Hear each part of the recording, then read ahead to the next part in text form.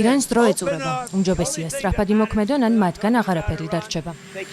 წერს დონალდ ტრამპი და თეირანს აფრთხილებს, რომ დროს ახლა გადამწყვეტი მნიშვნელობა აქვს. ამერიკის შეერთებული შტატების პრეზიდენტი მიანიშნებს, რომ თუ ირანი ვაშინგტონის მოთხოვნებს დროულად არ დათანხმდება, სამხედრო მოქმედებები განახლდება, თანაც კიდევ უფრო ინტენსიურად. ამავდროულად ირანული მედია იუწყება, რომ ამერიკის შეერთებულმა შტატებმა ირანის მიერ მოლაპარაკებებისთვის წარმოქმნილ დღის წესრიგს საჭირო დათმობებით არ უპასუხა. თეირანის ბირთვული პროგრამა მხარეებს შორის კვლავ ყველაზე დიდ პრობლემად რჩება. დონალდ ტრამპი ირანისგან მის სრულად გაუქმებას ითხოვს, ხოლო თეირანი ცდილობს ინფრასტრუქტურის ნაწილი შეინარჩუნოს.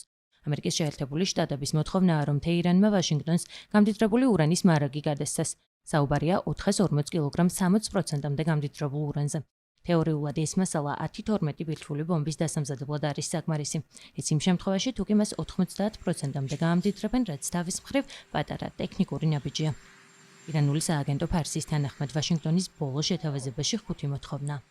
მათ შორის ერთი კი ირანის მიერ მხოლოდ ერთი ფუნქციური ბირთვული ობიექტის დატოვება და მაღალგამდიდრებული ურანის მარაგის შტატებისთვის გადაცემა.